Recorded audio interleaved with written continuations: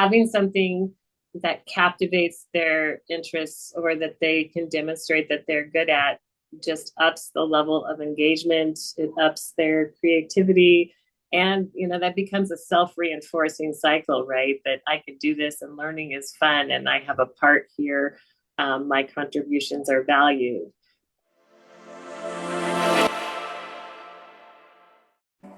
My guest today is Jen Wilger, Executive Director and co-founder of the Temple Grandin School. Welcome, Jen. Thanks for being here. And how are you doing today? We're doing great, Andrew. It's a beautiful day here at Temple Grandin School, and I'm glad to be with you. Well, it's great to have you on the show today to talk about strengths-based programming, especially given the timing. Today is January 31st, and 1 month from now, on March 1st, you'll be presenting at the Learning and Child Development Conference in Grand Junction. And so we're very much looking forward to hearing you talk in person about this same topic. Today, I just wanted to have you introduce the idea. And I have several questions that I wanted to ask in order to give listeners a taste of what they can expect in March. But before we get into that, just very quickly, can you explain what the Temple Grandin School is, maybe in terms of mission and purpose, since I believe strengths-based programming is central to what you're doing there? Yeah, absolutely. Our tagline is growth from strengths, and we try to infuse that into everything that we do. So we are a middle and high school program for neurodivergent students. We started way back when Asperger's was the diagnosis, and now that has morphed into autism spectrum and other areas of neurodiversity. So again, we have students in grades 6 through 12, and we provide a socio-academic curriculum. So we have both the academic content and some explicit and integrated approaches to social emotional learning that are part of what we do in order to empower students to recognize and realize their potential. Since you were also a co-founder, what was some of your thinking around, or where were you in terms of wanting to start this school from maybe where you'd come from previously? Yeah, so my driving force in all of this is my son, Micah. He's now going to turn 30, I'm embarrassed to say, in this year. He was diagnosed young with his neurodiversity, and following him up through the bottom, just sort of fell out of his traditional education settings around the middle school transition point. And I had gone back and gotten some training in special education and early childhood. And the opportunity came to transform an existing school into something more specialized to meet the needs of this population. And I accepted that challenge, and here we are. Yeah, so you have a real personal interest and a passion I sure for do. what you do. Okay, let's jump into the topic then, strengths-based programming. Can you just outline what strengths-based programming is? Maybe for listeners who have never heard this term, why does it matter in education? And then how is this different from the traditional intervention? So it is different. When I was mothering my son, maybe around third grade, I was actually told by a principal, special education is a deficits model. Those very words came out of someone's mouth.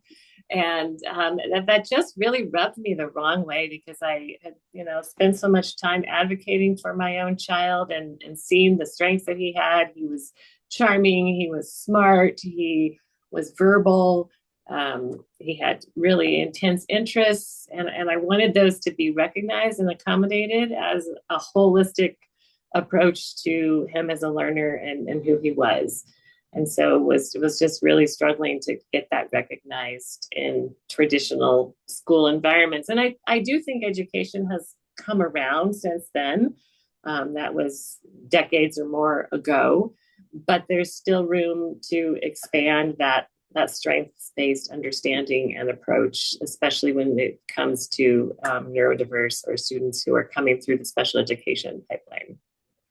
Just to dive a little bit deeper, what do you mean by deficits based? Like what is that approach? What does that mean exactly? Yeah, so that approach usually involves identifying the areas where students are not meeting standardized expectations or traditional expectations, and creating goals and interventions to shore up those deficits. And of course, you don't want to ignore those. And I don't think you have to ignore them in a strengths-based approach. But when you lead with those, it just is demoralizing, I think, for the kids, for the families, and for the teachers, frankly, rather than what we try to do here is to lead with the strengths. And as we advance the strengths, the confidence builds in the student, and they're more able to identify areas of challenge and things that might be getting in the way that they then want to work on versus always being told, the the inference they make is I'm bad at this. I don't think anyone is saying you're bad at this, but that's how it kind of lands with the kids. Sure. So how does that look in the classroom? What is strengths-based programming? How do you identify what students are, where their strengths are? How do you identify where their interests are? How do you accentuate that while at the same time maybe not ignoring deficits, but not Mm-hmm. putting all the emphasis there? Yeah. So, we do an individual meeting with each student and family as they come into the school, and we do it every year. We don't just do it one time and leave it with that. Um, and it's a person-centered process. We call it pathways. Um, and in that process, we just talk all about the student. We talk about words that describe the student. They're funny, they're a chemist, they're a fisher person, they're a programmer, they're humorous, they're sarcastic, the good, bad, and the ugly. We just throw out, everyone participates, our entire staff, the student's family, the student themselves, and the student has veto power. So if we say something that is not accurate to their view of themselves, we don't capture it in the notes or on the board. And then we talk about their strengths. We talk about their interests. We talk about what works for them in classrooms, what does not work, what's hard for them, and why we think that might be hard. And so having that wealth of information about each student can help you when you're bringing that into a classroom that's studying social studies or language arts. You can design activities individually, or sometimes we see patterns in groups of students. And so we can set up something for a group that would be motivating to them based on strengths and interests, or for the whole class. Given the traditional focus on deficits-based learning, I would imagine this is very new and probably very enjoyable to the students who are being asked maybe for the first time what their strengths are and what their interests are. How do they respond to that? That's interesting. When we start the process, when students first come to us, it can be a little overwhelming. Honestly, it can. And that's more about being the center of attention in a group of sometimes a lot of adults. As students stay with us over multiple years, it's really fun for us to see that circle expand. And so when they first come in, the circle of words that describe them, might have 6, 8, 10 words in there. But by the time they leave, if they stay multiple years, we're running out of room in the circle. And so they kind of get the hang of it. And as their anxiety settles, they form relationships of trust. They know that people understand them. They know that people believe in them. They become more and more able to drive their own learning.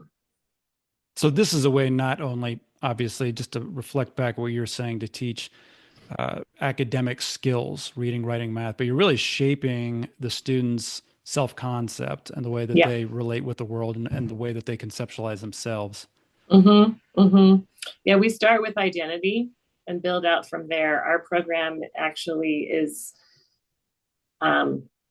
designed around 4 domains or pillars: identity, intellect, interaction, and understanding. And so many of our students come in, they have the intellect piece. If you look at their cognitive scores, they're doing well or well above what you would expect them to know or be able to do, but they're not able to actualize on that because of the self-concept issues or because of interactional issues. They have social challenges that are holding them back from expressing their strengths. And so that is why here we do this socioacademic approach so that we're working with them in an integrated way throughout the day and also through explicit teaching on some of these social things that are going to help them get to a point where they can express their strengths. And it sounds like these are perspectives and strategies that they can then take across different learning environments and then on into their adulthood, certainly in careers, where if they're able to recognize what they're good at and some of the common hangups maybe in their learning or in their social communication that they can be aware of and work around. I think about so many adults we've worked with in the past who present with a history of deficits, self-reported. It's just one deficit or weakness or failure after the next. And when asked about what are your strengths, what are your interests, what do you enjoy doing, what are you really good at doing, you can see in their face a moment of they don't always have an answer. They've never really thought about that. It certainly hasn't been externally, reinforced. Right. So yeah, and that's actually one of the nuggets of content that we derive from our inspiration, Temple Grandin. And she talks in some of her earlier books about her science teacher and other adults who recognized her strengths and helped her develop those. And so that was one of our key, really founding principles of the school, was to model after that experience. It's nice if we can all look back to at least one teacher who had that influence, had that impact, and made us think differently, and maybe changed our course.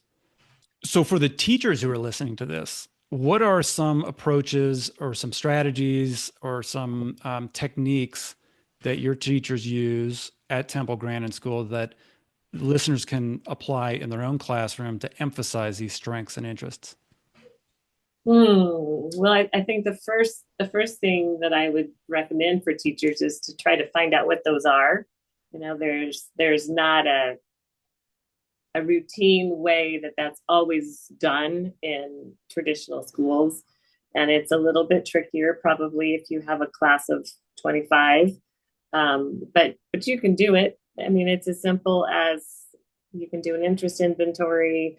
You can try different kinds of activities and take observations as to which students resonate with which type of activity. I know learning styles has been, there's some different information about that, but I still think it can be useful in terms of what activities attract students and differentiating within your classroom and designing activities that appeal to different kinds of learners. So there's some checklists and some easy ways that you can kind of get at least a cursory surface level start with that, and then just taking it to the students and digging deeper to see what you see. I don't know if this pertains more to the younger learners, but when they are able to capitalize on a strength or a subject or an activity that interests them, do you see behavior changes in the classroom? You talked about observations that teachers can make. What are the kinds of things that you see in terms of how they perform in the classroom or how they're demeaned? Oh yeah, I think that applies to learners of all ages. As I was thinking about some of my preschool learners that I worked with before I started the school here, and just having something that captivates their interests or that they can demonstrate that they're good at just ups the level of engagement. It ups their creativity, and that becomes a self-reinforcing cycle, right? That I can do this and learning is fun and I have a part here. My contributions are valued. And so So you're really emphasizing that awareness and then the self-initiative that comes from following the things that we get enthusiastic about. Yeah, you get into that flow state, right, of creativity and I think our teachers also, and I would suggest this to other teachers. I know depending on your environment, you may have more or less flexibility with curriculum and the timing and pacing of that. But I think allowing as much as you're able for some of those student-led inquiries, we call them rabbit holes here sometimes, if you kind of go off of starting from what your content is, and a question that is maybe in a little different direction, but allowing the student to pursue it or helping the class to pursue it and bringing resources to that can be really empowering. I'm curious, was there a certain point you'd shared a little bit about your experience with your son and how that inspired you to Mm-hmm. start the Temple Grandin School, but was there a certain point or an experience that you had that shifted your views away from traditional intervention in the direction of how important strengths and interest-based learning is? Um, that's a good question. I mentioned the interaction I had with the folks around third grade, but honestly, Andrew, I think I've always just felt that way. I had, like Temple, I had some teachers as a young person who helped me with that, and I had a lot of strengths. I have a lot of weaknesses too, but there were some strengths that were made obvious to me, and I then had the motivation to want to pursue those areas or improve those areas even more. For me, it was writing and English. And I had a teacher. I mean, I could contrast. I had one teacher who said, that's good enough, and this is the way we do it, and everybody's going to do this.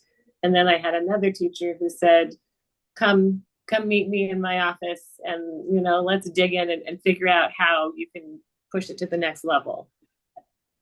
And that was exciting to me. And I think, when people see your strengths and want to help you pursue those things, that's what leads to more learning and more growth and helping you figure out what your path is, which is where our students are, with these high school students, of figuring out what they want to do next. And I heard your point about class size and how accentuating strengths or even teasing them out may be more challenging in a larger classroom. How big are the classrooms in general at Temple Grandin School? So our entire school is 20 to 25 students usually. So it's about the size of a class. And within that, we have quite a lot of adults, I think 8 or 9, who are in the daily face-to-face with students. So we do have a decided advantage in that. Yeah. My guess is anyone listening to this is going to kind of be on board with what you're saying. I mean, it makes a lot of sense. Sure. All of us get out of bed in the morning more easily when we are looking forward to something that we want to do. And all of us love to, be good at what we're doing rather than being reminded constantly of what we're not good at doing.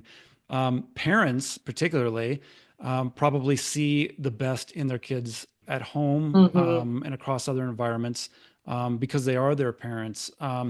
What are some strategies or tips that you might offer to parents who can maybe do a little bit more to recognize and leverage their own students' strengths?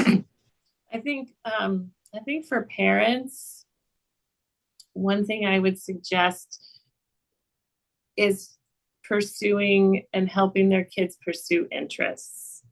And so interests can develop into strengths. Not always. Sometimes you see an interest in something and you take them to a class that fleshes that out a little more and they say, no, thank you, that's not for me. But that's information too about what kinds of things you might try next. And so with these kinds of kids, there can be a lot of rigidity and black and white thinking of, I like this, and this is the only thing that I like. Again, another cue we get from Temple is encouraging kids to try new things and bringing them into contact with mentors or people who have interesting career paths, places that they haven't been. Just expanding the horizons as much as the child student is able to tolerate. And, for some, they tolerate it sooner and easier than others, but everyone can benefit from a little bit of a push. We talk about interest adjacent activities. So if you only like fishing, maybe you might like something else related that's done on the water. Or if you only like building with Legos, maybe you can build with something different. There's so many different kinds of activities out there for kids. We had a class here where that's what we do on Fridays with our students here. The activities are all enrichment activities, elective kinds of activities. We try to get kids out in the community.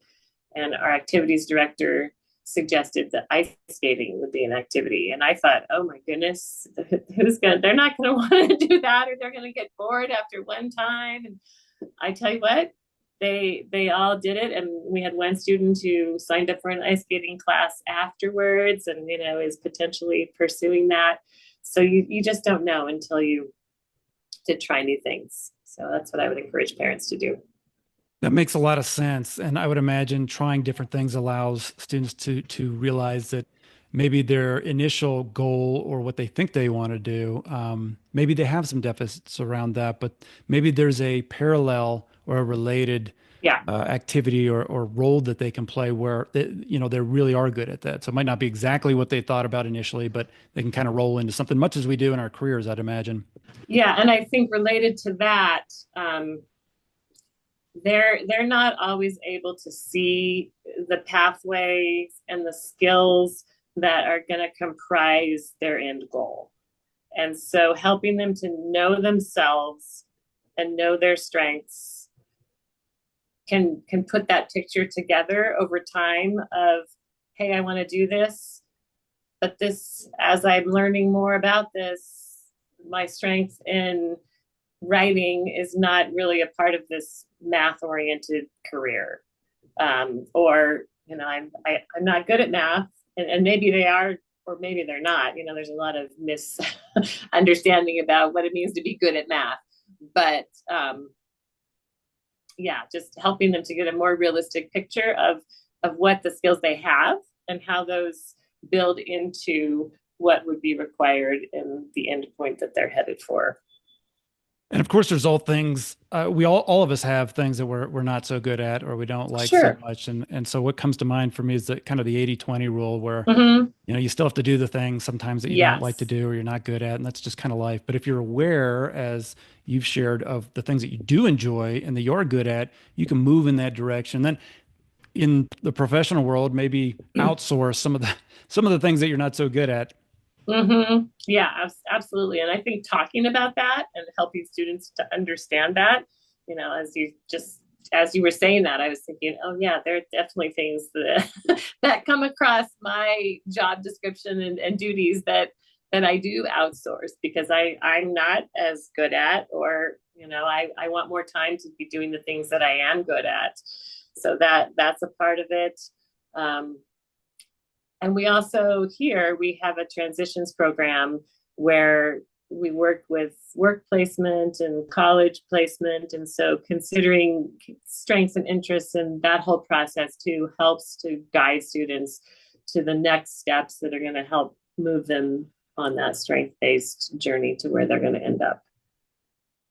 Since most of our listeners to this episode, I would imagine, are adults, there might be some younger listeners as well. But what might you offer them in terms of thinking about their own strengths? We know the power of modeling.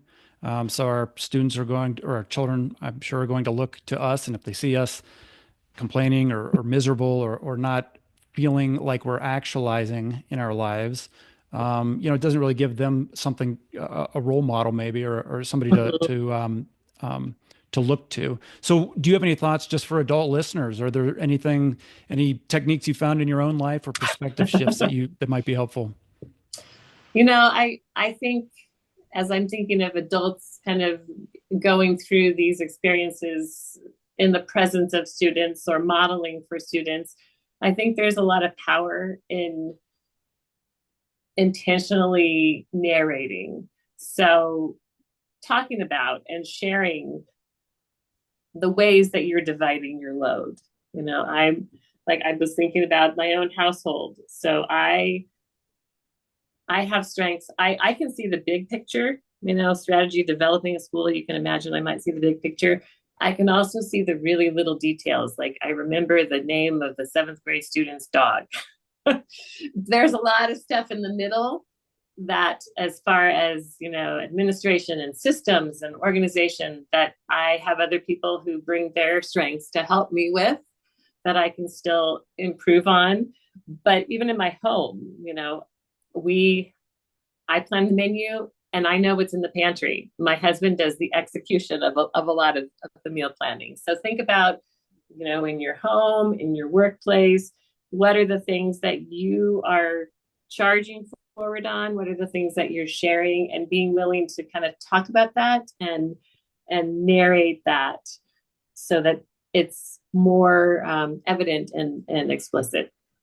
That last point you made, maybe we think about these conversations as being adult conversations, but what you're saying is you can model these kinds of conversations for your younger students so that they can see you work through that, and they're listening and taking their own learning from that. Yeah, and noticing, what others in the environment are doing that they're good at, and asking in front of students, hey, I'm going to ask Caleb to help me with this because he has a great mind for history. Or I noticed that in morning meeting the other day, you had a lot of great words when we were solving the crossword together. How would you help me express this concept? Or just being intentional about identifying strengths as you're going through your school days or your routines at home with your child. Yeah, this all just makes a ton of sense. I mean, I can see why you're having success there. As I said earlier, I think anybody listening to this would be nodding along thinking, yep, that's the way forward. Is there anything else that you wanted to cover in this episode? I don't want to get into too much detail because, as I said, you're going to be presenting here in just about a month, and listeners or attendees can hear firsthand from you about those. But is there anything that we didn't cover today that you wanted to? I think we've covered most of what we had already talked about, and I want to save a little bit, like you say, for the conference coming up. Looking forward to that. So no, I think we can wrap it up with that. Okay, great. Well, for listeners who want to find out more about you and the Temple Grandin School, where should they go? They can go to our website, www.templegrandinschool.org. And there's some information there about our program. They would also be welcome to reach out and call us at the school or drop by if they're in Boulder. Wonderful. And I'll include all that in the show notes as well. Thank Jen you. Wilger, it's been a pleasure talking with you. Thank you very much for coming on. We're looking forward to seeing you in a month and hearing more about this. Wonderful. Me too. Thank you, Andrew. That's it from us today. As always, you can find more information as well as resources on our website, individualmatters.org.